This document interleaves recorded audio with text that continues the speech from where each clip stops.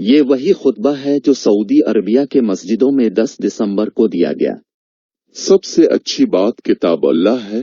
اور سب سے اچھا طریقہ محمد صلی اللہ علیہ وسلم کا طریقہ ہے،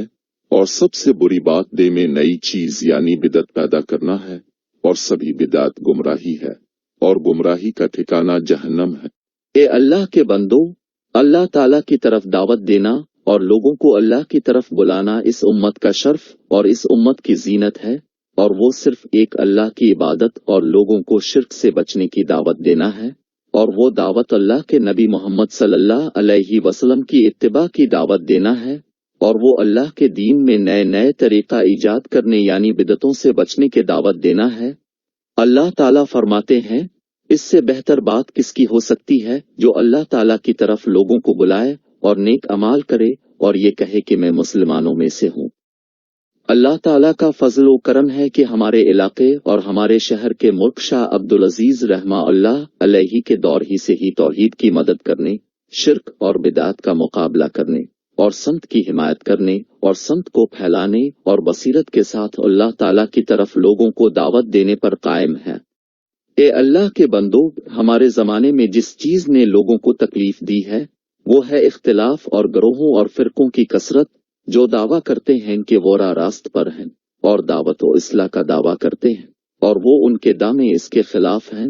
کیونکہ وہ خود صحیح راستے پر نہیں۔ اور ان جماعتوں میں سے ایک جماعت تبلیغ ہے۔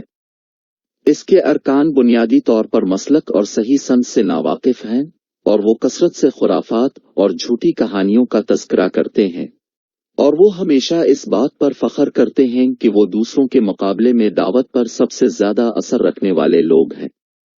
اس گروہ کی ابتدا ہندوستان میں ہوئی، پھر اس کے کچھ ارکان ہمارے ملک میں آ کر ہم سے اپنی دعوت پر عمل کرنے کی اجازت مانگتے رہے۔ اس زمانے کی مملکت کے مفتی اعظم شیخ محمد بن ابراہیم الشیخ رحمہ اللہ ان کے متعلق فتویٰ جاری کیا جس میں فرمایا، اس گروہ میں کوئی خیر نہیں کیونکہ یہ بدعت اور گمراہی کی انجمن ہے، اور ان کی بعض کتاب پڑھنے پر ہم نے پایا گمراہی اور بدعت،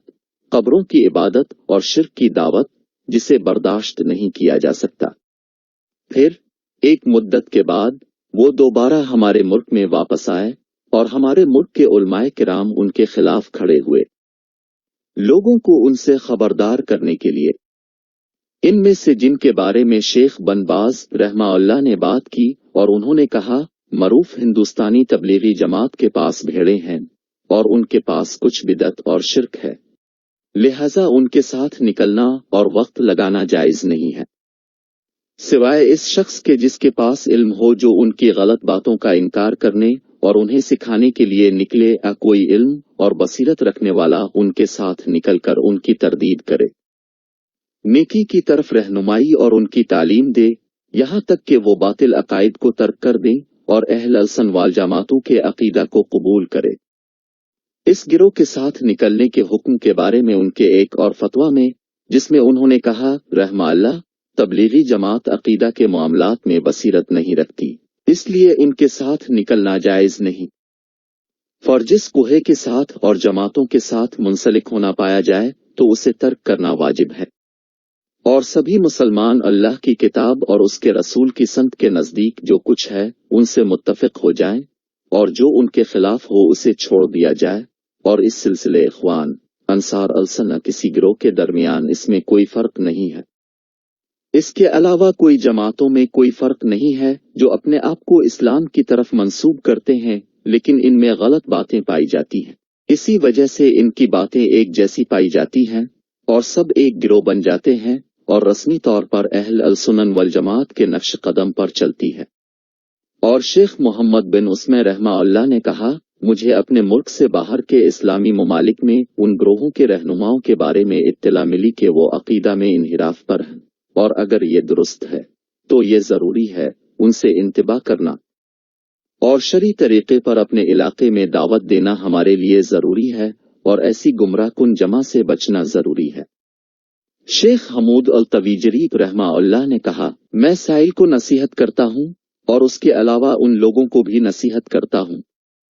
جو شرک کی گندگی، غلو اور بدعت اور خرافات کی گندگیوں سے اپنے دین کو سالم رکھنے پر حریص ہیں उनको मैं इस बात से नसीहत करता हूं कि तबलीगियों के साथ न जोड़ें और हमेशा उनके साथ न निकले, चाहे वो सऊदी इलाके से हो या फिर सऊदी से बाहर हो,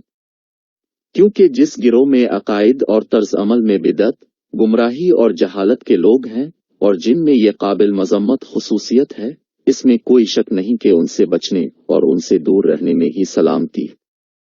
और शेख साले अल फौजान खुदा उसे महफूज रखे ने कहा, तबलीगी जमात जिसके साथ आज बहुत से लोग उनकी ज़ाहिरी अकीदत और तौबा की वजह से धोखा खा रहे हैं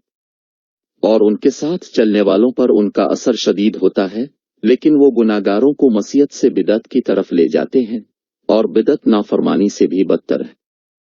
और अहल सुन्नत का गुनहगार बिदत लोगों के इबादत गुजार से अफजल है, लिहाजा इसे इस तरफ तवज्जो करनी चाहिए। उनका साथ दिया और फिर उनके साथ जाने से तौबा की और उनके खिलाफ बहुत सी किताबें लिखी गईं और उनकी बिदत की वजाहत भी की गई। इनमें से जिनका जिक्र हमारे मुल्क से बाहर के उलमा किराम ने किया है, अलबानी वरमवूड रहमाउल्लाह, जिसने कहा, इनमें से तबलीगी जमात ऐसी जमात है जो किताब अल्लाह और नबी करीम सल्लल्लाहु अलैहि वसल्लम की संत पर कायम नहीं है और न ही इस रास्ते पर हैं जिस पर हमारे सलफ अल सालेहीन थे, और अगर मामला ऐसा है तो उनके साथ निकलना जायज नहीं।